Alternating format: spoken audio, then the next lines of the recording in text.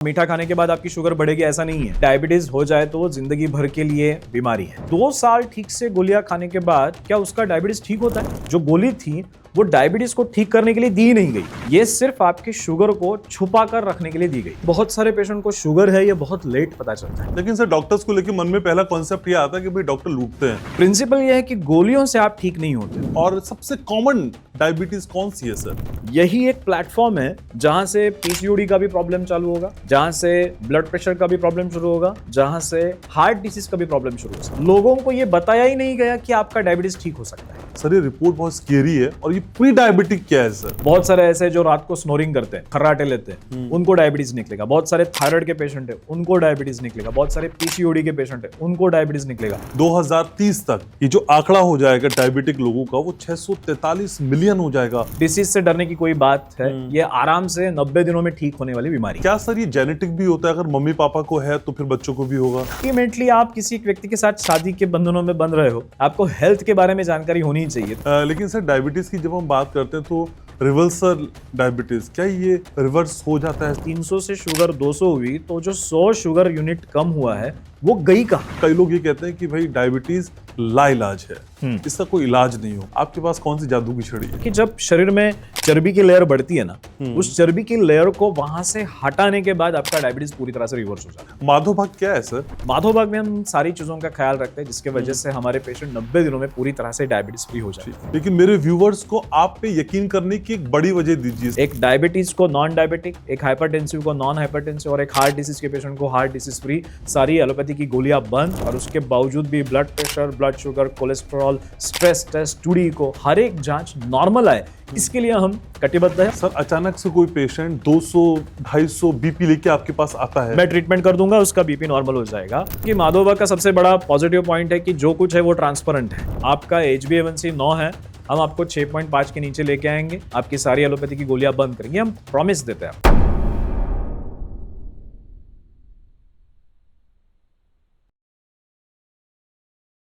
सारा जहां मरज है लाजवाब, पहचाने कौन दर्द, किससे सीखें दवा। लेकिन हमें आपकी फिक्र है और यहां हर मरज का इलाज है।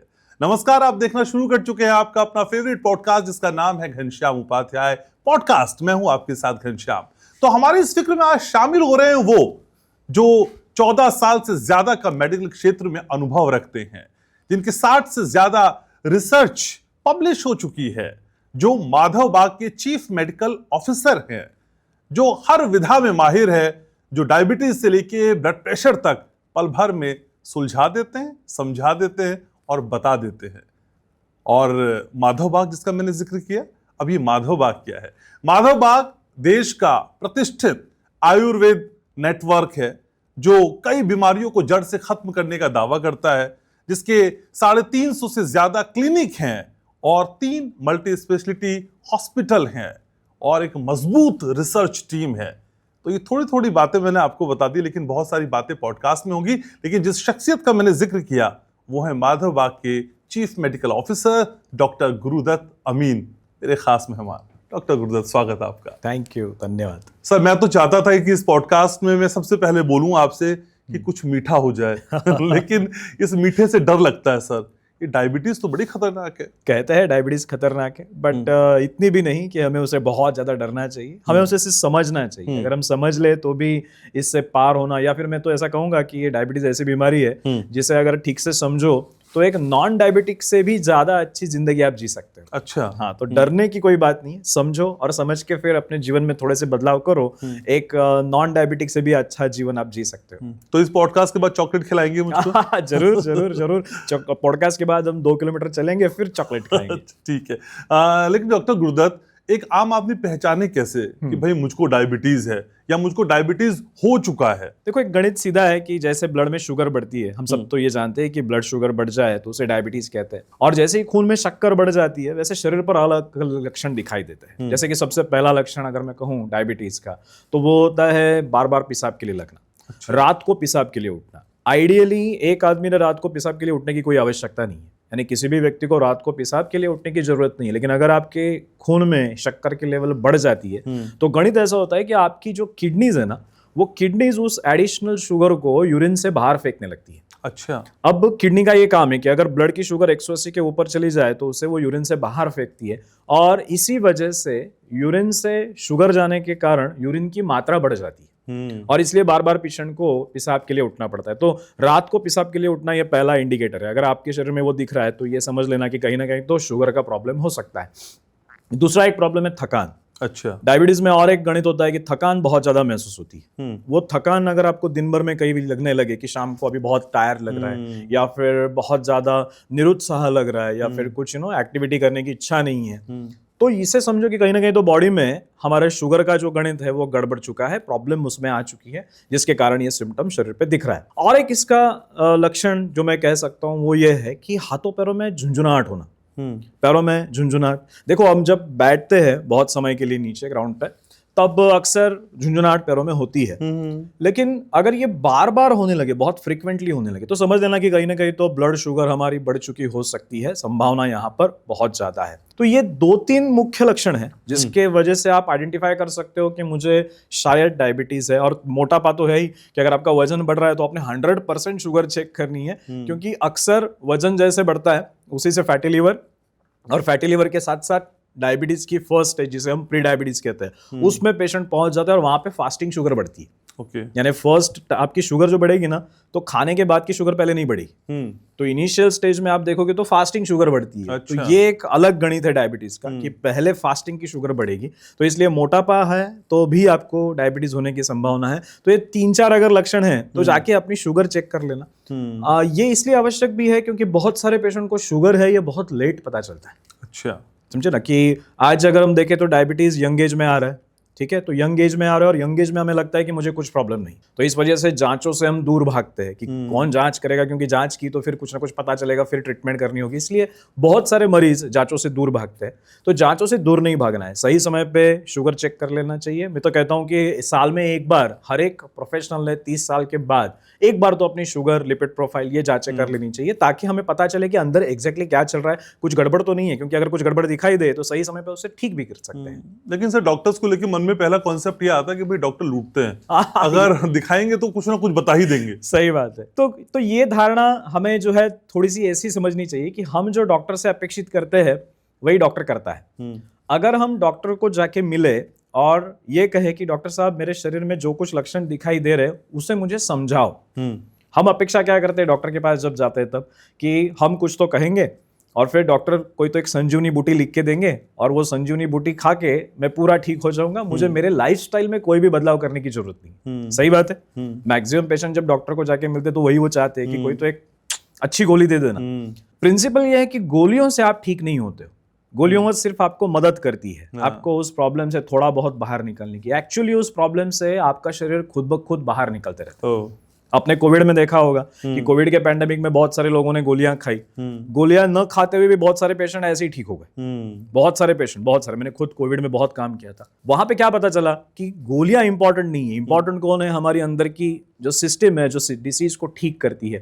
अब ये धारणा हमें स्पष्ट करनी होगी कि डॉक्टर को जब आप मिलोगे तो डॉक्टर से पहले ये पूछो कि डॉक्टर साहब ये जो कुछ मेरे शरीर में प्रॉब्लम दिख रहा है वो किसके वजह से है, मेरी जिंदगी में कौन से बदलाव मैंने लाने चाहिए जिस वजह से ये प्रॉब्लम सॉल्व होंगे। ये ना कहे कि गोलियां दो और गोलियों से मुझे ठीक करो, क्योंकि वो जब आप करते हो तो स्वाभाविक है कि डॉक्टर समझता है कि ये पेशेंट कुछ भी करने वाला है नहीं, सिर्फ गोलियां खाएगा, तो वो लिखते जाते हैं। तो वहां पे हमारी मानसिकता थोड़ी बदलनी चाहिए। ठीक है, डायबिटीज पे फिर से लौटते हैं। सर डायबिटीज के भी क्या कुछ टाइप हैं, कुछ प्रकार हैं, और सबसे कॉमन डायबिटीज कौन सी है सर? तो डायबिटीज के अगर टाइप्स के बारे में बात करें तो टाइप 1 डायबिटीज आपने सुना होगा, टाइप 2 होता है, अभी एक नया है लाडा, एक और आया है मोडी, MODY करके। अब ये अलग अलग प्रकार है।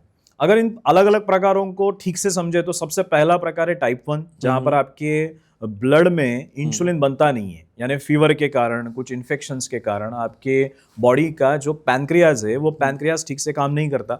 और पैनक्रियाज अगर ठीक से काम नहीं करे तो इंसुलिन आपके बॉडी में नहीं बनेगा। अब ये जो डायबिटीज का टाइप है वो सिर्फ 5% डायबिटिक है। अच्छा। यानी टोटल डायबिटीज में से सिर्फ 5% लोगों में पैनक्रियाज काम नहीं करता, ये प्रॉब्लम होता है। बाकी के 90-95% डायबिटीज के मरीजों में पैनक्रियाज एक्चुअली जरूरत से ज्यादा काम करते रहता है। इंसुलिन बॉडी में नॉर्मल से भी ज्यादा बनता है। 95% डायबिटीज के मरीजों में बॉडी का जो इंसुलिन लेवल है वो एक नॉर्मल आदमी से भी ज्यादा होता है। यानी इंसुलिन बहुत बढ़िया काम करता है, यानी बनता है, लेकिन उस इंसुलिन का जो काम शरीर में होना चाहिए ना, वो काम ठीक से नहीं होता। अब 2 मिनट में हम समझ लेते हैं कि इंसुलिन करता क्या है। जब कभी भी हम कुछ खाना खाते, कुछ भी हमने खाना या आहारीय पदार्थों का सेवन किया, तो वो सारा खाना हमारे स्टमक में जाएगा। स्टमक में जाने के बाद उस खाए हुए खाने में से जो शुगर है वो हमारे ब्लड में आती है, ठीक है ना। तो खाए हुए खाने में से शुगर ब्लड में आई। अब इस शुगर का इस्तेमाल कहाँ करना है हमें? ब्लड में करना है क्या? तो ब्लड तो हमारी पाइपलाइन है, ब्लड हमारे रोडवेज है, समझो। तो ब्लड हमारे रोडवेज है और वहां पर शुगर की आवश्यकता नहीं है। शुगर की आवश्यकता कहाँ है? मसल्स के अंदर। ओके। तो देखो कंपार्टमेंट कैसे है, पहले हमने खाना खाया, पेट में गया, वहां से फिर ब्लड में आया, फिर ब्लड में से अब वो मसल्स के अंदर जाना चाहिए। अब मसल के अंदर शुगर को भेजने का काम होता है इंसुलिन का। यानी अगर आपके बॉडी में इंसुलिन है तो आपकी ब्लड में से शुगर मसल्स के अंदर जाएगी और फिर मसल अपना काम ठीक से कर लेगी, क्योंकि उसकी जो जरूरत है शुगर की वहीं पे है, मसल्स के अंदर यूज करने के लिए। डायबिटीज में होता क्या है, टाइप 1 में जैसे मैंने कहा कि पैनक्रियाज ने इंसुलिन बनाया ही नहीं। ओके। तो फिर इंसुलिन ही नहीं है तो शुगर को मसल के अंदर कौन लेके जाएगा? इसलिए वो पेशेंट बेचारे 400-500 तक शुगर चली जाती है। टाइप 2 जो है ना वो जरा अलग पैटर्न है। टाइप 2 में क्या होता है, बॉडी में इंसुलिन बहुत बन रहा है, लेकिन इंसुलिन जिन दरवाजों पर जाकर काम करके उन दरवाजों को खोलकर शक्कर को मसल के अंदर भेजने वाला है ना, उन दरवाजों के ऊपर चर्बी की परत जम जाती है। यानी उन दरवाजों के ऊपर अगर चर्बी का लेयर बन गया तो ये इंसुलिन वहां पे घुस ही नहीं सकता, अंदर ही नहीं जा सकता और दरवाजे खोल ही नहीं सकता। तो यहां पर एक बात बताओ मुझे, ये जो टाइप 2 डायबिटीज है जिसे हम बहुत डरते हैं, जिसको हम कहते हैं कि शक्कर की बीमारी है, अभी जितना मैंने आपको कहा कि ब्लड में शुगर क्यों बढ़ी, क्योंकि रिसेप्टर यानी इंसुलिन के दरवाजों के ऊपर चर्बी की परत जम गई। चर्बी की परत के कारण दरवाजे खुल नहीं रहे और ब्लड की शुगर मसल में नहीं जा रही और ब्लड में बढ़ रही है।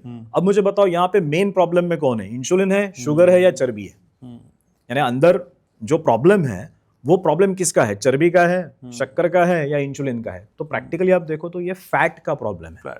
वो चर्बी की जो परत जमी है ना, उसकी दिक्कत है। उसे आप कम करो तो डायबिटीज खत्म।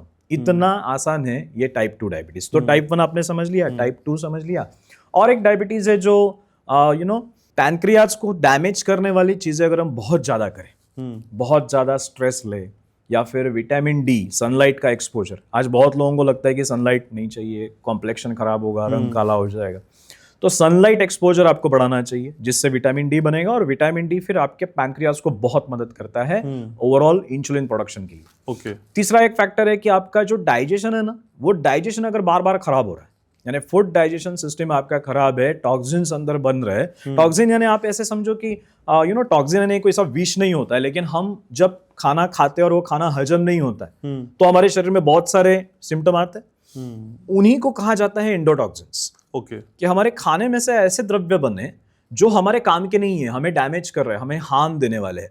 उन द्रव्यों के कारण भी पैनक्रियाज डैमेज होकर एक डायबिटीज होता है जिसे 1.5 कहा जाता है। तो आपको ये समझना है कि डायबिटीज के मुख्य रूप से 3 प्रकार हम कह सकते हैं। एक तो यंग एज में होने वाला डायबिटीज जहां पर इंसुलिन बनता ही नहीं है, सनलाइट एक्सपोजर नहीं है, कुछ इन्फेक्शन है। दूसरा डायबिटीज जो टाइप 2 का मैक्सिमम लोगों में दिखाया जाता है, वजन बढ़ चुका है, शरीर में चर्बी बहुत बढ़ चुकी है और उसके वजह से रिसेप्टर के ऊपर चर्बी की परत जमने के कारण ब्लड शुगर अभी बढ़ रही है। और तीसरा ये 1.5, ये डायबिटीज आपको स्ट्रेस के कारण या फिर डाइजेस्टिव इश्यूज के कारण या फिर विटामिन डी डिफिशियंसी के कारण हो सकता है, जिसे 1.5 कहते हैं। ऐसे ब्रॉड लेवल पे 3 इसके प्रकार आप कह सकते हो। ओके सर, लैंसेट की एक रिपोर्ट में पढ़ रहा था जो बताती है कि भारत में 10 करोड़ से ज्यादा लोग डायबिटिक हैं और 13.5 करोड़ से ज्यादा लोग प्री डायबिटिक हैं। सर ये रिपोर्ट बहुत स्केरी है। और ये प्री डायबिटिक क्या है सर? प्री डायबिटीज नहीं, शुरुआत है ये, जहां पर आपकी शुगर थोड़ी बहुत बढ़ जाती है। यानी फास्टिंग शुगर आपकी 100 से 124-25 तक चली जाती है, नॉर्मली 100 के अंदर चाहिए। जैसे मैंने कहा था कि डायबिटीज की शुरुआत होती है फास्टिंग शुगर से। अच्छा। यानी आपने कुछ मीठा खाया और मीठा खाने के बाद आपकी शुगर बढ़ेगी, ऐसा नहीं है। डायबिटीज की शुरुआत जब होगी ना तो खाने के बाद की शुगर आपकी नॉर्मल रहेगी। अच्छा। लेकिन फास्टिंग की शुगर बढ़ी हुई रहेगी। ये एक कॉम्प्लेक्स गणित है कि शरीर में ये पोस्ट प्रांडियल शुगर नॉर्मल रखता है लेकिन फास्टिंग शुगर बढ़ जाती है, तो उससे प्री डायबिटीज कहते हैं। ये एक ऐसी स्थिति है जो डायबिटीज से पहले है और बहुत सारे मरीज इसमें है। और इसी कंडीशन में मैं आपको बताता हूं, जो डायबिटीज है जहां पे प्री डायबिटीज शरीर में हो चुका है, यही एक प्लेटफॉर्म है जहां से पीसीओडी का भी प्रॉब्लम चालू होगा, जहां से ब्लड प्रेशर का भी प्रॉब्लम शुरू होगा, जहां से हार्ट डिसीज का भी प्रॉब्लम शुरू हो सकता है। यानी प्री डायबिटीज एक ऐसी कंडीशन है जो लॉन्च पैड है समझो, जहां से ये पीसीओडी का भी रॉकेट उड़ेगा या बीपी का भी उड़ेगा, ब्लॉकेजेस का भी उड़ेगा। आगे चल के मैं कहूंगा कि कैंसर का भी इसी से उड़ेगा, क्योंकि कैंसर का और शुगर का भी बहुत क्लोज रिलेशन है। तो ये सारी डिसीजेस है ना, lifestyle diseases, it is all revolving around glucose. ये ग्लूकोज के इर्द गिर्द घूमने वाली बीमारियां है। जब तक हम उसके मेटाबॉलिज्म को नॉर्मल ना करें, वो जो चर्बी जमी हुई है हमारे रिसेप्टर्स पर, उसे निकाले नहीं, तब तक ये प्रॉब्लम सॉल्व नहीं होगी। सर कुछ फिगर्स हैं, कुछ डेटा है जो बताते हैं कि 2030 तक ये जो आंकड़ा हो जाएगा डायबिटिक लोगों का, वो 643 मिलियन हो जाएगा, और 2050 में तो और स्केरी है, ये 783 मिलियन हो जाएगा।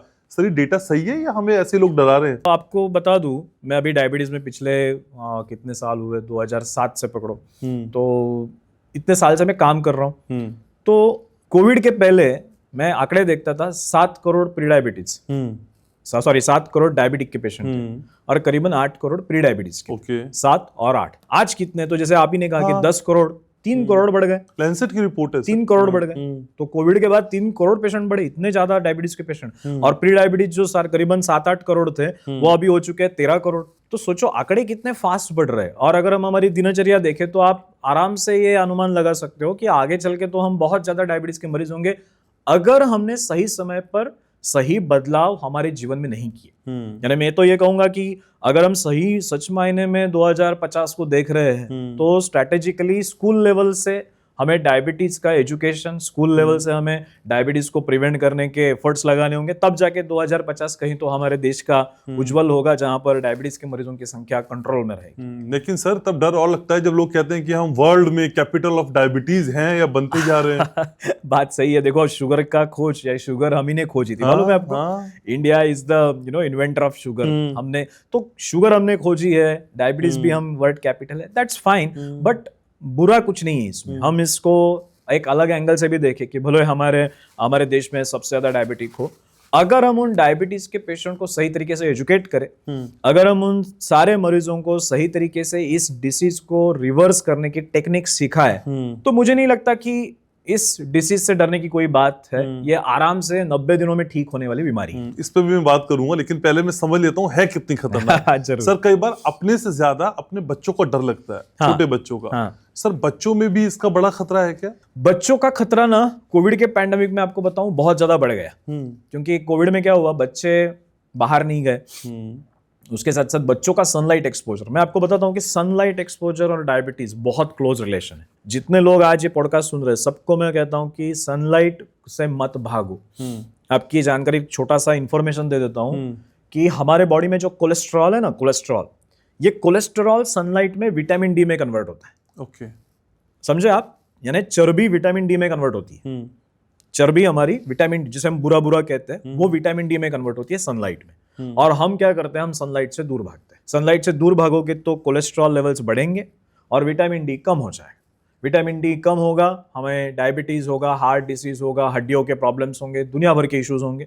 कोलेस्ट्रॉल लेवल बढ़ेगा, ब्लॉकेजेस की गणित चालू हो गया। तो प्रिंसिपली सनलाइट एक्सपोजर, ये एक बहुत इंपॉर्टेंट प्रिंसिपल। अब बच्चों का क्या हुआ है, एक तो पहला गणित, एक्सरसाइज लेवल्स बहुत कम हो चुके हैं, स्ट्रेस लेवल्स बढ़ रहे हैं। आपने देखा होगा कि अभी कोई लड़का जब 8th-9th में जाता है, सब उसका प्रिपरेशन चालू हो जाता है। अब जब प्रिपरेशन चालू हो जाता है तो टेबल है, टेबल के ऊपर लाइट है, वो पढ़ रहा है।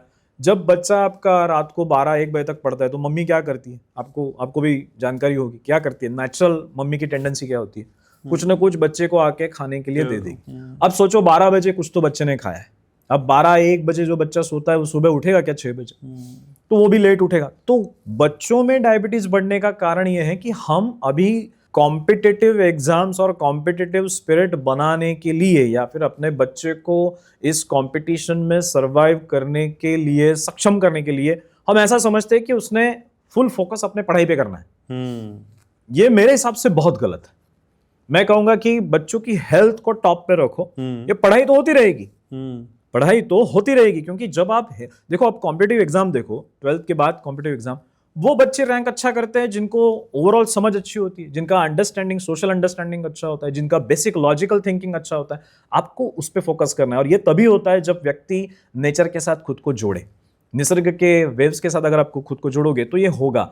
आज वो नहीं हो रहा है, इस वजह से ये टाइप 1 के पेशेंट भी बढ़ रहे हैं, बच्चों में डायबिटीज बढ़ रहा है। तो सबको रिक्वेस्ट है कि अगर आपके बच्चे हैं तो संडे के दिन एटलीस्ट आपके बच्चों को लेके आधा से 1 घंटा सनलाइट एक्सपोजर के लिए बाहर टूर पे जाओ, ट्रिप पे जाओ, कुछ भी करो। एक दिन का वो एक्सरसाइज भी आपके बच्चों को और आपको सेहत प्रदान करेगा। लेकिन क्या सर ये जेनेटिक भी होता है? अगर मम्मी पापा को है तो फिर बच्चों को भी होगा? हाँ, हमारे बॉडी में जो ऐसे फैक्टर्स है ना डिसीज डेवलप करने के, उसमें से कुछ आते हैं कि जैसे इंडोजिनस और एक्सोजिनस, कि कुछ अंदर है कुछ बाहर से आए। तो जेनेटिक का प्रोपोर्शन सिर्फ 2% है। अच्छा। और वो भी कैसा है कि जेनेटिक्स में से जीन्स आए। अब जीन्स को मैंने फेवरेबल एटमॉस्फेयर दिया तो वो ग्रो होगा, अगर मैंने उन्हें फेवरेबल एटमॉस्फेयर दिया ही नहीं तो वो कहां से ग्रो होने वाले? यानी ये बीज है, ये समझो विषय वृक्ष के बीज मेरे घर में है और उनको मैंने रेगिस्तान में जाके दफना दिया, तो वहां से कौन सा पेड़ खड़ा होने वाला है? लेकिन उसी बीजों को अगर मैंने पानी डाला, खत डाला, तो उससे बड़ा पेड़ खड़ा होगा। आप आपके शरीर में जो बीज है उन्हें अनुकूल वातावरण पैदा करके दे रहे हो या नहीं, इसके ऊपर निर्भर होगा कि डायबिटीज डेवलप होगा या नहीं। इसलिए मैं कहता हूं कि डायबिटीज जेनेटिक नहीं है, मैं कहूंगा किचन जेनेटिक है। अच्छा। क्योंकि माँ बाप से आपको विरासत में क्या मिलता है? तो बेसिकली जीन्स तो मिलते ही है, नो डाउट, बट उसके साथ खान पान की आदतें, लाइफस्टाइल भी मिलती है। एक दो मम्मी पापा अगर मोटे हैं तो उनका बच्चा कैसे होता है? मोटा ही होता है। तो ये क्यों होता है? क्योंकि वो फॉलो करता है अपने मम्मी पापा को। आज मैं हिंदू हूं तो हिंदू क्यों हूं? क्योंकि मेरे मम्मी पापा हिंदू है, तो I am following my parents. उनके खान पान, उनके बोलचाल, उनके थॉट प्रोसेस, हर एक चीज को मैं फॉलो करता हूं। अगर आपकी भी घर में या फिर आपके भी शरीर में डायबिटीज है तो बच्चों को डायबिटीज इसलिए होगा क्योंकि आपकी आदतें वो बच्चा कॉपी करने वाला है। लेकिन सर वैसे हमने देखा है कि हमारे समाज में जब शादी होती है तो उससे पहले हम कुंडली मिलाते हैं, हॉरोस्कोप मैच करते हैं। तो क्यों ना ब्लड टेस्ट भी देख लिए जाए? ऐसा होना चाहिए, करना चाहिए, क्योंकि ब्लड टेस्ट भी देखो, ब्लड टेस्ट तो आज के समय में बहुत ज्यादा आवश्यक हो चुकी है। क्योंकि जो एक कहे हम कि वो सेक्सुअली ट्रांसमिटेड डिसीज तो एक अलग एस्पेक्ट है, उसके साथ साथ कुछ बुरा नहीं कि हम लिवर फंक्शन भी टेस्ट करवा लें, शुगर भी टेस्ट करवा लें, क्योंकि अल्टीमेटली आप किसी व्यक्ति के साथ शादी के बंधनों में बंध रहे हो, आपको हेल्थ के बारे में जानकारी होनी चाहिए। तो बेसिक चेकअप तो होना ही चाहिए। This is what I believe. लेकिन सर अभी अगर हम कोई ड्राइव चलाएं या कोई मुहिम चलाएं, आपको क्या लगता है जो डेटा हमारे सामने डायबिटिक पेशेंट्स का है वो बहुत ज्यादा निकल जाएगा? क्योंकि प्री डायबिटिक जैसे आपने बताया लोगों को पता ही नहीं है। देखो बहुत सारे पेशेंट निकलेंगे, बहुत सारे। मैं आपको बताऊं, बहुत सारे स्किन के पेशेंट है, स्किन इन्फेक्शन के लिए दवाई खाते हैं, हाँ। उनमें से बहुत सारे लोगों को डायबिटीज निकलेगा। अच्छा। बहुत सारे लोगों को निकलेगा। बहुत सारे ऐसे जो रात को स्नोरिंग करते हैं, खर्राटे लेते हैं, उनको डायबिटीज निकलेगा। बहुत सारे थायराइड के पेशेंट है, उनको डायबिटीज निकलेगा। बहुत सारे पीसीओडी के पेशेंट है, उनको डायबिटीज निकलेगा। बहुत सारे ऐसे अलग अलग डिसीजेस है जिसके पीछे एक्चुअली डायबिटीज का जो फाउंडेशन है वो डायबिटीज का होता है, लेकिन जनरली लोग चेक नहीं करते। हाँ। समझे ना? अभी एक फीमेल थी, मैंने अभी देखी थी, 1 साल से एंटी फंगल खा रही। अच्छा। 1 साल से, और वो आई मुझे मिली, फंगल इन्फेक्शन है, बहुत साल से गोली खा रही हूँ। मैंने कहा शुगर चेक की? नहीं। शुगर चेक की, पता चला 240 है। अब शुगर के कारण स्किन इन्फेक्शन होते हैं। शुगर आपकी बॉडी में बढ़ जाए तो आपकी बॉडी में डिस्कलरेशन आने लगेगा, कालापन आने लगेगा, मोल्स डेवलप होंगे। तो छोटा छोटा ये जो प्रॉब्लम्स है ना, ये सारे बॉडी में आने लगते हैं। तो डायबिटीज बहुत सारे बीमारियों के पीछे का जड़ है। उससे अगर आप ठीक से समझो तो और उसे एलिमिनेट करो तो बाकी सारे प्रॉब्लम भी ऑटोमेटिकली सॉल्व हो जाते हैं। लेकिन सर डायबिटीज की जब हम बात करते हैं तो रिवर्सल डायबिटीज, क्या ये रिवर्स हो जाता है सच में? 100%। मैं तो कहूंगा कि डायबिटीज जब आपको हो जाए तो समझ लेना कि 90 दिनों में आप ठीक होने वाले, विद इन 90 डेज आप आराम से ठीक होने वाले हो। हुआ ये कि कहीं ना कहीं तो मॉडर्न साइंस ने इस तरह से एक वातावरण निर्माण किया कि डायबिटीज हो जाए तो वो जिंदगी भर के लिए बीमारी है, और जिंदगी भर गोली खानी है, और उसके लिए अलग अलग गोलियां रेगुलर मार्केट में आ रही है। समझे ना? तो वो गोलियों के मार्केट के वजह से आप समझ सकते हो इसके साथ बिजनेस जुड़ा हुआ। लोगों को ये बताया ही नहीं गया कि आपका डायबिटीज ठीक हो सकता है। समझे ना? उनको यही समझाया गया कि ये डायबिटीज हुआ है, अब जिंदगी भर गोली खानी है। एक गोली, दूसरी गोली, तीसरी गोली, उसके लिए गोलियां देते गए और गोलियों से कोई सोल्यूशन नहीं निकला। हाँ। आपने देखा होगा कि कोई मरीज अगर डायबिटीज होने के बाद 2 साल ठीक से गोलियां खा रहा है तो 2 साल ठीक से गोलियां खाने के बाद क्या उसका डायबिटीज ठीक होता है?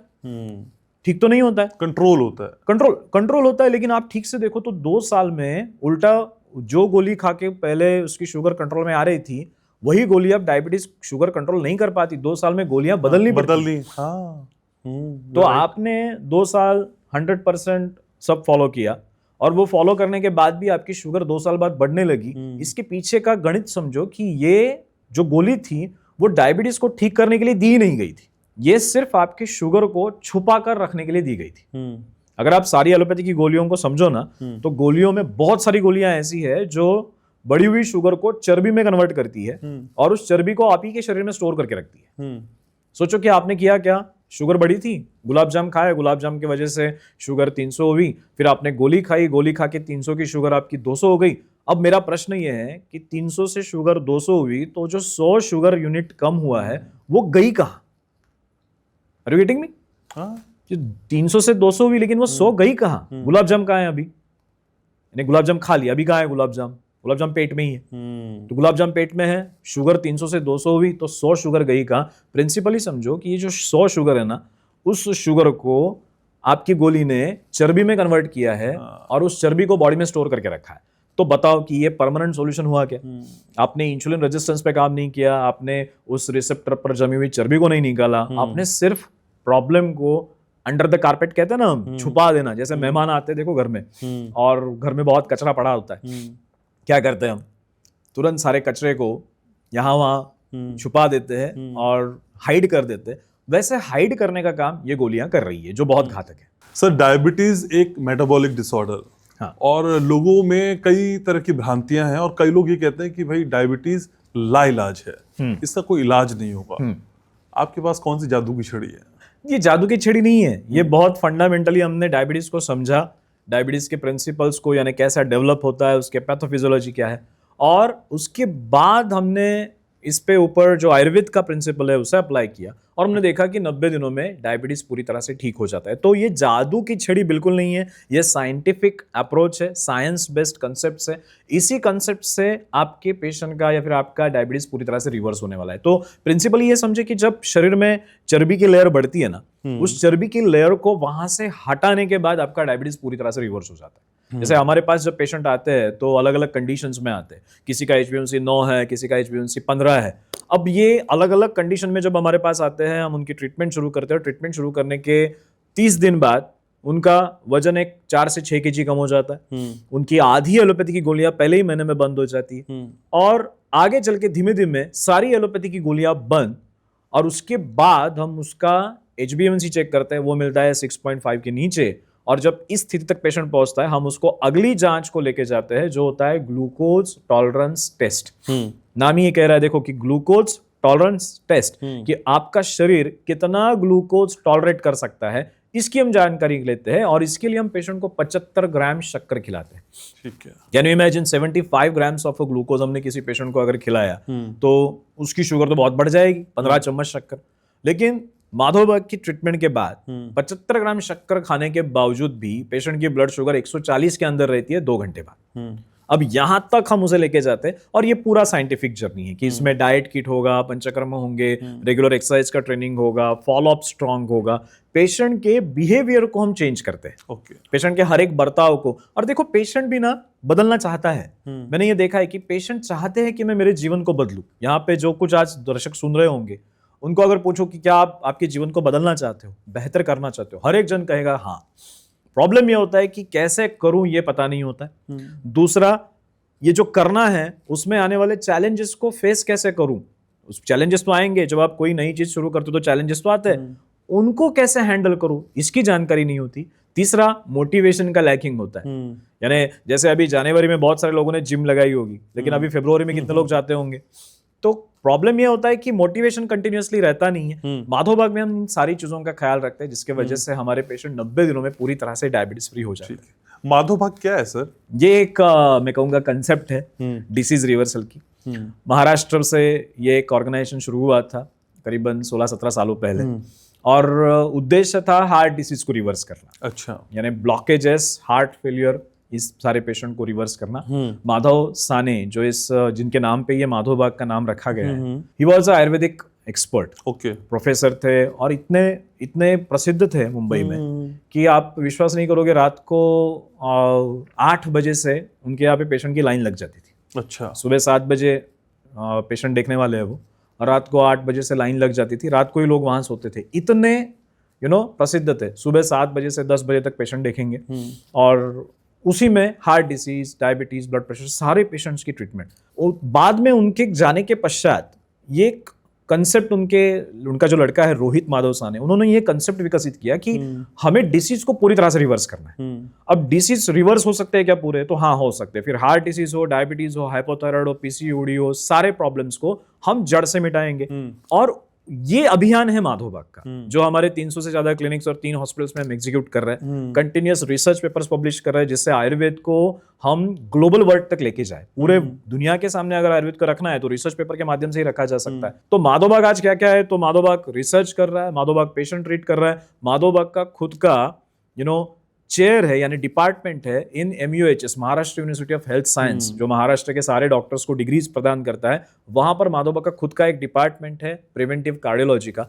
तो एक तरीके से देखा जाए तो मल्टीपल लेवल पर माधोबाग का काम चल रहा है, जिसे दुनिया भर में सराहा जा रहा है। और सबसे इसकी ताकत है कि हम पेशेंट की जिंदगी को बदलना चाहते हैं, ट्रांसफॉर्म करना चाहते हैं। एक डायबिटीज को नॉन डायबिटिक, एक हाइपरटेंसिव को नॉन हाइपरटेंसिव, और एक हार्ट डिसीज के पेशेंट को हार्ट डिसीज फ्री। सारी एलोपैथी की गोलियां बंद, और उसके बावजूद भी blood pressure, blood sugar, cholesterol, stress test, two D को हर एक जांच नॉर्मल आए, इसके लिए हम कटिबद्ध है और काम कर रहे हैं। सर, इतने सारे दावे हैं, इतनी सारी बातें हैं, लेकिन मेरे व्यूवर्स को आप पे यकीन करने की एक बड़ी वजह दीजिए। सर सभी दावे करते हैं ये ना, आपने क्या करना चाहिए? आपने गूगल करना चाहिए। हाँ। और गूगल करके माधोबाग की रिसर्च पेपर्स नहीं, हमें गूगल नहीं करना है। आज हमें पॉडकास्ट में डॉक्टर अमीन, जो कि देश के टॉप मोस्ट 10 CMOs में से एक हैं, मुझे उनके मुंह से सुनना है। सर, हम क्यों आप पे यकीन करें? तो मैं कहूंगा कि सीधी से सीधा सा गणित है कि ये समझ लेना कि डिसीज को समझने से ही आप उससे जीत हासिल करोगे।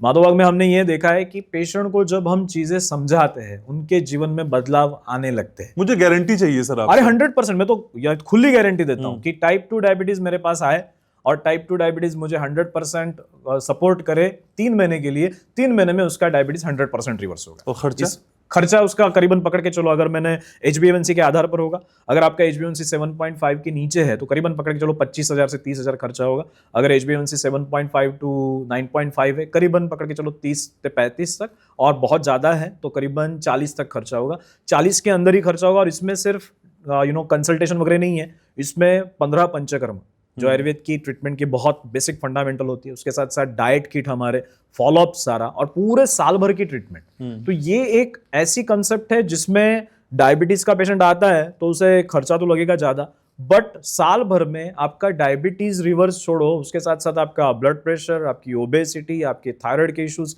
इन हर एक चीज पर काम होने वाला है। ठीक है। सो अल्टीमेटली दिस इज एक ऐसी कॉस्ट है जो आपको आगे चल के आने वाले बहुत बड़े खर्चे से आराम से बचाने वाली है। सर, कितना देना होगा? 3 महीने तो देने हैं मुझे, 90 दिन रहना होगा वहां? नहीं। अच्छा। हमारे क्लिनिक्स हैं, जैसे हमारे दिल्ली में भी बहुत सारे क्लिनिक्स हैं, पूरे नॉर्थ इंडिया में हमारे अलग अलग जगह पे क्लिनिक्स है, महाराष्ट्र में हमारे हॉस्पिटल्स है, क्लिनिक्स है। बेसिकली डायबिटीज, ब्लड प्रेशर को कोई रेसिडेंशियल ट्रीटमेंट की आवश्यकता नहीं, क्योंकि ये बीमारियां कोई ऐसी नहीं है कि ICU में भर्ती करके ट्रीटमेंट करनी। ये तो आप घर में रहो और घर में रह के ही हम ट्रीटमेंट करेंगे। पंचकर्म के लिए आपको सिर्फ आना पड़ेगा हफ्ते में 1 दिन, और 1 दिन के पंचकर्म से जो शरीर शुद्धिकरण होगा, क्योंकि वो आवश्यक है।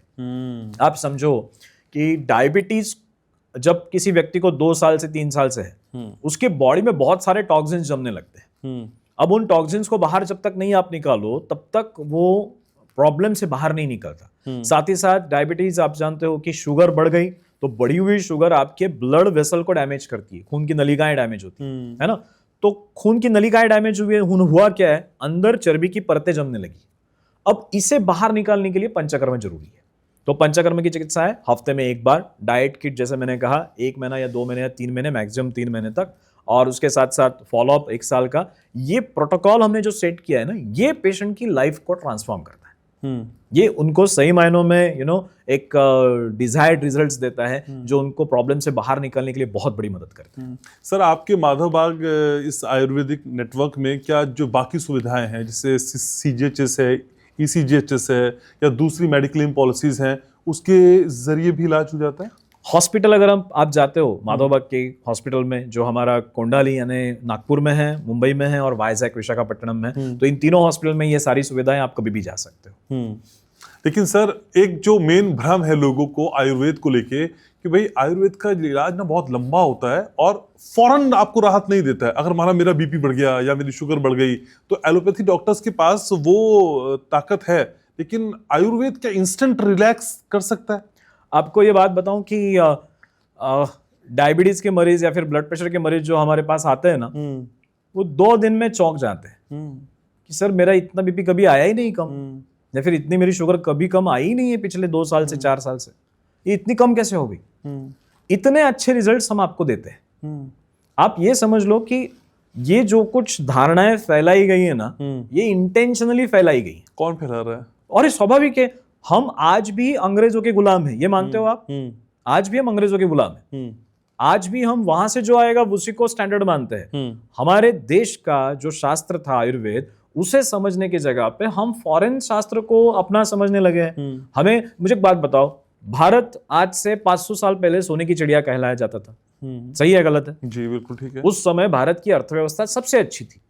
अब भारत की अर्थव्यवस्था 80 थी, बहुत अच्छी थी। इसका मतलब है उसका हेल्थ केयर सिस्टम भी अच्छा होगा। कौन था हेल्थ केयर सिस्टम 500 साल पहले? पूरा आयुर्वेद था, जहां पे चरक, सुश्रुत, वाग्भट हमारे जो ग्रंथ है, उन ग्रंथों में पूरा हेल्थ का डिटेल वर्णन किया हुआ है। सारे वैद्य परंपरा थी और उसी के माध्यम से सारे मरीजों की ट्रीटमेंट हो रही थी। आज हमने क्या किया, हमने उन सारी चीजों को गलत ठहराया और कहीं ना कहीं तो फॉरेन से जो आ रहा है उसी को हमने एडवांस समझा। यानी डायबिटीज का पूरा वर्णन हमारे ग्रंथों में डिटेल में है, हार्ट डिसीज का पूरा वर्णन ग्रंथों में है, सर्जरी के बारे में सुश्रुताचार्य ने कैटरेक्ट का पूरा बताया हुआ है। आज हर एक चीज के बारे में हमारे ग्रंथों में लिखा हुआ था। हमने क्या किया, उन्हें बाजू में किया, और जो बाहर से आ रहा है वही गोल्ड स्टैंडर्ड है। हमें कहीं ना कहीं तो ये धारणा जो है ना, वो बदलनी होगी, तब जाके सही मायनों में हम आगे बढ़ पाएंगे। सर अचानक से कोई पेशेंट 200-250 बीपी लेके आपके पास आता है, मैं ट्रीटमेंट कर दूंगा, उसका बीपी नॉर्मल हो जाएगा और 1 से 2 घंटे में। किसी को हार्ट अटैक लेके आपके पास आ रहा है, आप कर देंगे? हार्ट अटैक की कंडीशंस में भी हमारे पास, जैसे हमारे खोपोली हॉस्पिटल है हमारा, खोपोली हॉस्पिटल में बहुत सारे पेशेंट को चेस्ट पेन होता है, हार्ट अटैक जैसे कंडीशंस डेवलप हो जाते हैं, ईसीजी में चेंजेस आते हैं, एसटी वेव चेंज हो जाता है। हम उन सारे पेशेंट्स की ट्रीटमेंट आयुर्वेदिक तरीके से करते हैं। आज माधवबाग खोपोली में जो ट्रीटमेंट होती है वो पूरे आयुर्वेदिक तरीके से होती है। आप सोचो कि स्ट्रेस टेस्ट का रिपोर्ट, किसी पेशेंट का स्ट्रेस टेस्ट का रिपोर्ट निकाला, उसमें ईसीजी में डिप्रेशन दिख रहा है, ईसीजी खराब हो चुका है, आज तक कोई ये बोलता नहीं था कि ईसीजी को मैं ठीक करके दूंगा। माधवबाग में हम उन सारे पेशेंट को ट्रीटमेंट देते हैं और ट्रीटमेंट के बाद देखता है patient stress test report negative हो गया, पहले जो पॉजिटिव था अब निगेटिव हो चुका है। ब्लॉकेज, जो आर्टरी में ब्लॉकेज आते हैं, आपको मालूम होगा कि कोरोनरी आर्टरी में जब ब्लॉकेज आते हैं तो डॉक्टर पेशेंट को डरा देते हैं कि 90% है, 80% है, 100% है। हमारी ट्रीटमेंट के बाद आप देखो उस पेशेंट की सीटीएन जो रिपीट करके, आपको पता चलेगा कि 30 to 60% प्लाक वॉल्यूम कम हो चुका है सिर्फ 90 दिनों की ट्रीटमेंट से। तो ट्रीटमेंट का जो इम्पैक्ट है वो डेफिनेटली आपको मदद करता है आपके प्रॉब्लम से 100% रिकवर करने के लिए, और वो साइंस बेस्ड है। यही समझ हमें अभी लानी चाहिए खुद में कि इतना हम जो मानसिकता बनाए रखे है कि आयुर्वेद यानी बहुत स्लो, कोई आवश्यकता नहीं। मैं तो कहूँगा कि मैंने कंपैरेटिव ट्रायल किए थे कि 7 दिनों की आयुर्वेदिक ट्रीटमेंट से माधवबाग में जो हम पेशेंट के हार्ट की क्षमता को इंप्रूव करते हैं, एंजियोप्लास्टी और बाईपास से ज्यादा इंप्रूवमेंट 7 दिनों में दिखाई देती। अच्छा, तो ये क्यों होता है? क्योंकि प्रयास जो हम करेंगे वो मल्टी डायरेक्शनल होंगे। वहां पे डाइट भी है, पंचकर्म भी है, एक्सरसाइज भी है, माइंडसेट पर काम भी है, स्ट्रेस मैनेजमेंट भी है, लाइफस्टाइल मॉडिफिकेशन भी है, और उसी के बदौलत ये इतने अच्छे रिजल्ट्स हमें मिलते हैं। लेकिन सर हम आयुर्वेद की बात करते हैं डॉक्टर साहब, तो फिर आयुर्वेद की क्या क्रेडिबिलिटी उतनी है जितनी एलोपैथ की है? आयुर्वेद में बहुत अच्छा काम हो रहा है। हम पिछले कई सालों में देखो, भारत भी अभी ट्रांसफॉर्म हो रहा है। अगर पिछले 5-10 सालों में जो आयुर्वेद कॉलेजेस की लेवल इंप्रूव हुई है, यानी सेंट्रल गवर्नमेंट हो, आयुष डिपार्टमेंट, उन्होंने जो कुछ क्वालिटी कंट्रोल करने के प्रयास किए वो बहुत काबिले तारीफ है। आज जो नई पीढ़ी तैयार हो रही है, नए डॉक्टर्स आयुर्वेद में तैयार हो रहे हैं, वो बहुत अलग लेवल के हैं, बहुत एनर्जेटिक है। माधवबाग के पास भी ऐसे बहुत सारे एक्सपर्ट डॉक्टर्स है जो रिसेंटली ज्वाइन हुए, लेकिन जो उनकी ताकत है वो बहुत लाजवाब है। मैं ये कहूंगा कि पिछले कई सालों में बहुत सारी गलतियां हुई है, गवर्नमेंट से हो या फिर कॉलेजेस से हो, लेकिन बहुत स्पीड के साथ हम एक बेहतर लेवल पर शिफ्ट हो रहे हैं। और अगले कुछ सालों में आप देखोगे तो आयुर्वेदिक डॉक्टर्स सचमुच एक नया आयाम जोड़ देंगे इस हेल्थ केयर सिस्टम में। और जहां तक मैं जानता हूं, मैं समझता हूं, हम तो चाहते हैं कि Ayurveda first line of therapy हो। यानी आज जो आयुर्वेद के पास हम जाते हैं कि एलोपैथी में से रिजल्ट ना मिले तो हम आयुर्वेद में आएंगे। जैसे माधोबाग में पेशेंट आते हैं कि एंजियोप्लास्टी फेल हुई, एंजियोप्लास्टी करने के बाद भी सीने में दर्द हो रहा है, एंजियोप्लास्टी करने के बाद भी फिर से ब्लॉकेज डेवलप हुए, तब वो माधोबाग के पास आते हैं। लेकिन हम चाहेंगे कि पहले पेशेंट आयुर्वेद के पास आए। और ये होने के लिए मुझे नहीं लगता बहुत ज्यादा समय लगेगा, अगले 10 सालों में ये गणित जरूर बदलेगा। लेकिन सर मैंने देखा है कि सारी बीमारियों के ट्रीटमेंट एक ही डॉक्टर कर देता है आयुर्वेद में। एलोपैथी में ऐसा नहीं होता है, हार्ट का अलग होता है, कैंसर का अलग होता है, गायनी का अलग होता है सर, लेकिन आयुर्वेद का डॉक्टर सब कुछ मैं ही कर दूंगा कहता है। ऐसी धारणा भी अभी बदल रही है। जैसे माधोबाग में हम देखें तो heart disease, diabetes, blood pressure, इन बीमारियों को हम ज्यादा फोकस करते हैं। हाँ। माधोबाग में हमने स्पेसिफिकेशन इसलिए किया कि हम हार्ट डिसीज पर फोकस रखेंगे।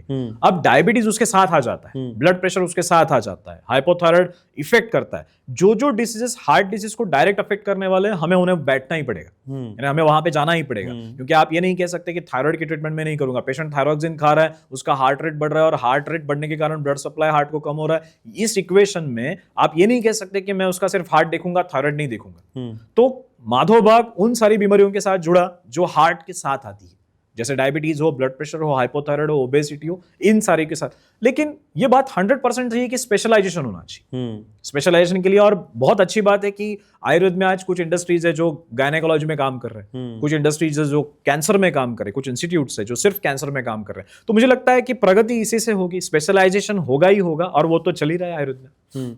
लेकिन सर आयुर्वेद की जब हम बात करते हैं तो माधोबाग की ऐसी 3 बड़ी बातें कौन सी हैं जहां पे हमें माधोबाग को एक्सेप्ट करना होगा और आना होगा?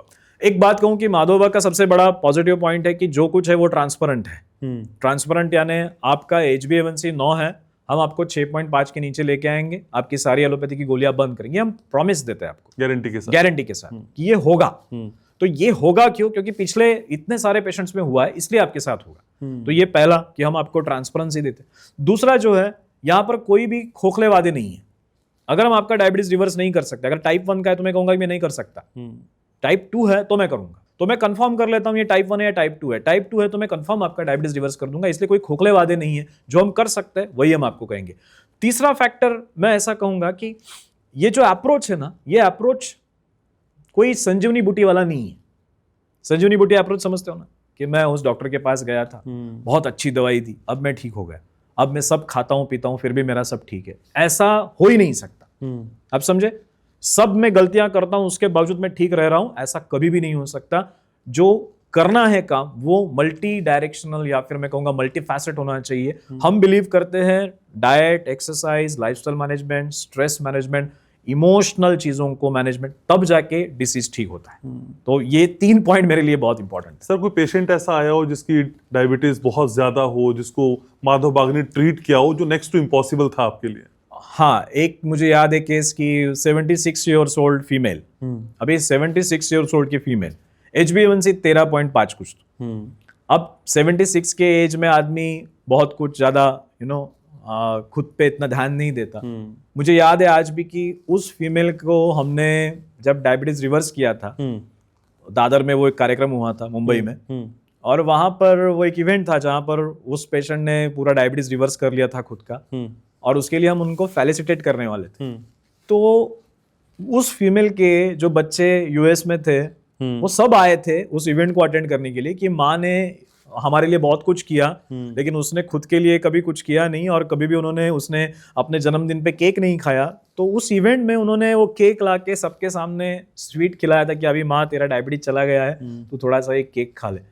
ये जो होता है ना ट्रांसफॉर्मेशन, एक 76 इयर्स के फीमेल में आप वो ट्रांसफॉर्मेशन लाते हो, तो ये बहुत उत्साहदायी होता है। ऐसे हजारों केसेस है, किडनी फेलियर हो या फिर उसके साथ साथ के बाकी के इश्यूज हो, इंसुलिन डिपेंडेंट हो, ये लाडा टाइप के हो, बहुत सारे केसेस में बहुत अच्छा रिजल्ट हमें मिला है, अनएक्सपेक्टेड रिजल्ट मिला है कि जो एलोपैथी ने कह दिया था कि टाइप 1 है, हमने उसे ट्रीट किया और वो पूरी तरह से ठीक हुआ, वो टाइप 1 था ही नहीं। लेकिन होता क्या है कि बच्चों में अगर वजन ज्यादा है और शुगर बढ़ी हुई दिखाई दे तो डॉक्टर अक्सर लेबल लगा देते हैं कि टाइप 1 है। तो वहां पर हम ठीक से साइंटिफिक काम करते हैं और वहां पे रिजल्ट अच्छे मिल भी जाते हैं। माधोबाग के CMO हमारे साथ हैं आज, तो मैं कुछ बातें और जानना चाहता हूँ। सर मैं ये जानना चाहता हूं कि कौन सी ऐसी 2 चीजें आप बताना चाहेंगे जो अपने डाइट में हमको शुमार कर लेनी चाहिए, शामिल करनी चाहिए, जिससे डायबिटीज से हम बच पाए? मैं कहूंगा कि डायबिटीज से अगर बचना है सचमुच आपको, तो तभी खाना खाना जब भूख लगे। अच्छा, ये एक बेसिक प्रिंसिपल ध्यान में रखना, तभी खाना खाना जब भूख लगे। और दूसरा, ये जो बार्ली है ना, बार्ली मालूम है ना आपको? नहीं बताइए सर। जौ जिसे कहते हैं, अच्छा, ओके। उसका सेवन खाने में बढ़ा देना। जौ के लिए कह रहे हैं? Yes. अच्छा, तो वो जब आप उसका सेवन बढ़ाओगे ना, उससे आपको बहुत बड़ा इंपैक्ट आपके बॉडी पर होगा। और एक फैक्टर ये भी ध्यान में रखना कि अक्सर हमें मालूम है कि दूध ताकत देता है, दूध हड्डियां मजबूत करता है, दूध बहुत ये करता है वो करता है। अब ये बात ध्यान में रखना कि एक बार आपको डायबिटीज हुआ तो आपने दूध नहीं पीना है, क्योंकि दूध में इंसुलिन लाइक ग्रोथ फैक्टर्स है। अगर आपको डायबिटीज है और दूध पी रहे हो, आप कभी ठीक नहीं होंगे। आपको अगर डायबिटीज से ठीक होना है, दूध पहले बंद करो। दूध और दूध के पदार्थ, जैसे दूध के साथ दूध का क्या क्या बनता है, दही बनता है, दही नहीं खाना है, पनीर नहीं खाना है, ठीक है ना। लस्सी तो भूल जाना, कभी देखनी नहीं है डायबिटीज होने के बाद। आप क्या खा सकते हो? घी खा सकते हो। दूध से बना हुआ सिर्फ घी चलेगा, लेकिन घी के पहले के सारे आइटम बंद। ये बहुत स्ट्रिक्ट, यानी मैं नॉर्थ इंडियंस में देखता हूँ बहुत सारे लोग दूध पीते हैं। आपको ये समझना होगा कि दूध में डायबिटीज को डायरेक्ट बढ़ाने वाले फैक्टर्स है, शुगर नहीं है उसमें, इंसुलिन लाइक ग्रोथ फैक्टर है। तो insulin like growth factor resistance को तुरंत बढ़ा देगा, शुगर आपकी कंट्रोल में नहीं आएगी। आपने पहले दूध बंद करना है, और दूध बंद करने के 1 महीने बाद मुझे बताओ क्या होता है। आप देखोगे कि शुगर ऑटोमेटिक कंट्रोल में आने लगी, बॉडी में बहुत सारा हेल्थ महसूस हो रहा है। तो ये आपको फॉलो करना चाहिए। एक तो बार्ली का सेवन, ठीक है ना, और जब भूख लगे तभी खाना खाओ, और दूध का सेवन बंद कर दो। ये 3 चीजें भी की तो भी बहुत हुआ। लेकिन डॉक्टर गुरदत्त, आजकल डॉक्टर हमारा इंटरनेट भी बन गया है। हाँ, इंटरनेट पे हम खोल के सारी चीजें खुद ही देख लेते हैं, बहुत और अच्छी खुद बात, ही इलाज कर लेते हैं। बहुत अच्छी बात है वो। कितना खतरनाक है सर? बहुत अच्छा है, मैं बिल्कुल खतरनाक नहीं मानता, अच्छा है। हर एक का अपना ज्ञान का एक जर्नी होता है, समझे ना। आज मैं भी एक जर्नी में हूँ, ज्ञान के एक जर्नी में हूँ।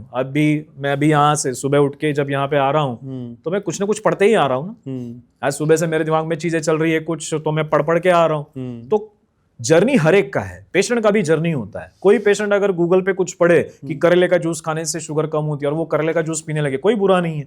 वो करके देखे, करने के बाद शरीर पर क्या बदलाव आते हैं उन्हें ठीक से देखे। अच्छे बदलाव है तो वो करते रहे, अगर अच्छे बदलाव नहीं है तो बंद करे। गूगल देख के खुद को लाइफस्टाइल मॉडिफाई करने का प्रयास करना, कुछ खानपान बदल करना, इसको मैं प्रमोट करूंगा, जरूर करूँ। लेकिन सर, इलाज होने से ज्यादा खतरनाक आपको ये नहीं लगता कि गलत इलाज हो जाएगा तो ज्यादा नुकसान हो जाएगा? गलत इलाज हो रहा है आपको दिखेगा ना।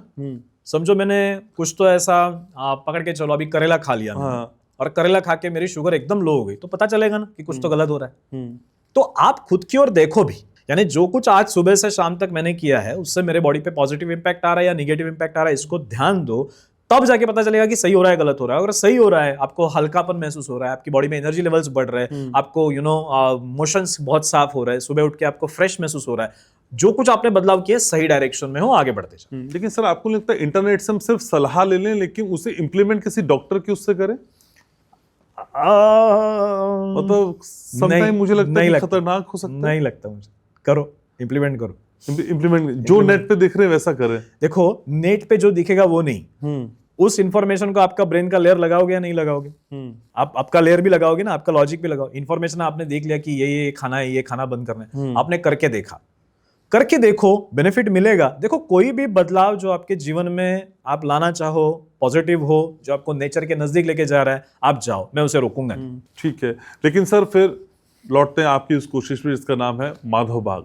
माधव बाग में जब एक पेशेंट आता है सर, वो मुझे स्टेप वाइज बताइए, कैसे आप उसे एडमिट करते हैं या कैसे ट्रीट करते हैं, कौन कौन से ट्रीटमेंट की लेयर्स होती है, कैसे कैसे आगे ट्रीटमेंट बढ़ता है? देखो, कोई ट्रीटमेंट जब माधव बाग के लिए आता है तो सबसे पहले उसका पूरा डिसीज का कंडीशन समझा जाता है, उसके बॉडी पर क्या क्या है उस डिसीज के कॉम्प्लिकेशन है। चलो डायबिटीज पकड़ के चलो, डायबिटीज के लिए आता है तो डायबिटीज के कॉम्प्लिकेशन, बॉडी में क्या क्या इंपैक्ट हुए हैं, जैसे कि आंखों पे क्या हुआ है, स्किन पे क्या हुआ है, नर्व्स पे क्या हुआ है, ब्रेन पे क्या हुआ है, हार्ट पे क्या हुआ है, किडनीज पे क्या हुआ है, इन सारी चीजों का अध्ययन होगा। उसके साथ साथ उसकी एलोपैथी की गोलियां सारी देखी जाएगी, उस गोलियों के साइड इफेक्ट क्या क्या दिख रहे हैं वो भी देखा जाएगा। आप समझो, बहुत सी बार जो डायबिटीज में चक्कर आना दिखता है ना, वो गोलियों का साइड इफेक्ट है। अच्छा, यानी चक्कर आने का पीछे गोलियां हैं जो जिम्मेदार है। न्यूरोपैथी, पैरों की झुंझुनाहट, उसके पीछे भी गोलियां हैं। आप ये जान के हैरान होंगे कि मेटफॉर्मिन जो बेसिक ड्रग है जो अक्सर दिया जाता है, वही न्यूरोपैथी का कॉज बन जाता है बाद में। यही मेटफॉर्मिन बाद में सांस फूलने का कारण बन जाता है। तो हम क्या करते हैं कि सिम्टम देखे, एलोपैथी की गोलियां देखी, फिर देखा कि इस पेशेंट में एग्जैक्ट कितने दिन काम करना होगा, HbA1c कितना है, लिपिड प्रोफाइल कितना है, वजन कितना है, छोटी छोटी जानकारी। उसके बाद हम ट्रीटमेंट प्लान करते हैं। तो ट्रीटमेंट कितने दिन का होना चाहिए, डाइट किट कितना होना चाहिए, पंचकर्म कितने होने चाहिए, वो सारा सेट होता है जो हमारे प्रोटोकॉल्स हमने बनाए हैं। उस प्रोटोकॉल के हिसाब से उसकी ट्रीटमेंट शुरू होती है। अब पेशेंट को सबसे इंपॉर्टेंट क्या है कि जब उसे हम डाइट किट देंगे तो उसके फैमिली मेंबर्स उसके साथ होने चाहिए। फैमिली मेंबर्स का भी हम एजुकेशन करते हैं। ओके। आप ये समझो कि पेशेंट ठीक होना नहीं है अकेले उसकी जिम्मेदारी नहीं है, उसके रिलेटिव्स की भी उतनी जिम्मेदारी है। अगर आपके घर में कोई डायबिटीज का मरीज है और आप उसके लिए कुछ नहीं कर रहे हो तो आगे चल के वो आपके जीवन का बहुत बड़ा पेन बनने वाला है। आगे चल के जब उसको किडनी का प्रॉब्लम होगा उसे हॉस्पिटल में कौन लेके जाने वाला है? आप ही को लेके जाना है। तो अगर आप उसे आज इग्नोर कर रहे हो, उसे आप टाइम नहीं दे रहे हो उसको ठीक करने के लिए, तो फिर वो जाके आपके जीवन का बड़ा प्रॉब्लम बन सकता है। इसलिए सही समय पर हम चाहते हैं कि पेशेंट के रिलेटिव्स भी हमारे पेशेंट को मदद करें, फिर हम उन्हें भी एंगेज करते हैं। फिर पंचकर्म की ट्रीटमेंट शुरू होती है, हफ्ते में एक बार शरीर शुद्धिकरण। पहले महीने में करीबन 4 से 6 kg वजन कम हो जाता है। अच्छा। शरीर की चर्बी कम हो जाती है, बहुत अच्छा महसूस करता है पेशेंट। गोलियां बंद हो जाती है 50%, 50% गोलियां पहले महीने में बंद हो जाती है। इंसुलिन का डोज हाफ हो जाता है। फिर गोलियां इंसुलिन बंद हुआ, HbA1c करीबन 2% से कम होता है पहले ही महीने में, यानी अगर 8 है तो 6 पे आ जाएगा पहले ही महीने में। तो ये इतने फास्ट रिजल्ट्स मिलते हैं। और फिर धीमे धीमे धीमे सारी गोलियां बंद करते हैं। फिर उसके साथ जो उसके पैरेलल प्रॉब्लम्स होते हैं, जैसे बीपी बढ़ गया है, अब किसी पेशेंट का वजन 6 kg से कम हुआ तो बीपी ऑटोमेटिक नॉर्मल आ जाता है, तो उसकी भी गोलियां बंद कर देते हैं। फिर चेकअप करते रहते हैं पेशेंट का रेगुलर, उसकी शुगर लेवल्स हो, उसका बीपी हो, उसके लिपिड प्रोफाइल हो। और इसके लिए हमने एक ऐप डेवलप किया है। ओके। उस ऐप से पेशेंट हर रोज अपने हमारे डॉक्टर के साथ कनेक्ट होता है। सुबह उठ के क्या हुआ, सुबह जैसे उठे वॉशरूम जाके आए, अपना वजन चेक करो, शुगर चेक करो, एब्डोमिनल गर्ल चेक करो, बीपी चेक करो, हमारे ग्रुप पे डाल दो, हमारे व्हाट्सएप ऐप पे डाल दो। दूसरा, चलने के लिए जाओ, जाते वक्त ऐप लेके जाओ, क्योंकि ऐप आपका स्टेप काउंट करके हमें बताएगा। आपका ऐप ही हमें बताएगा कि रात को कितना टाइम सोए थे। ऐप के ऊपर ही अलग अलग एक्सरसाइज आएंगे, यानी डायबिटीज के मरीजों में एक्सरसाइज के बारे में बताऊं तो 5 प्रकार के व्यायाम करनी चाहिए। अच्छा। जो सुन रहे दर्शक अभी है बता समझ ले कि सिर्फ चलना सफिशिएंट नहीं है। चलना ये कार्डियो एक्टिविटी है। ओके। अब कार्डियो एक्टिविटी में हार्ट का फोर्स ऑफ कॉन्ट्रैक्शन बढ़ता है, कार्डियक आउटपुट बढ़ता है।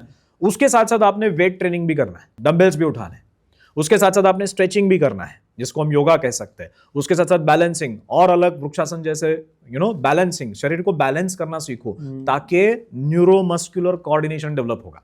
डायबिटीज में देखा होगा आपने, चलते भी अलग तरीके से, फिर गिरने की संभावना ज्यादा हो जाती है। क्यों? क्योंकि नर्व्स और मसल का जो जंक्शन है वो डैमेज होता है। इसलिए कोऑर्डिनेशन के जो न्यूरोमस्कुलर कोऑर्डिनेशन के बैलेंसिंग से वो करने। उसके बाद रेस्पिरेटरी। अच्छा।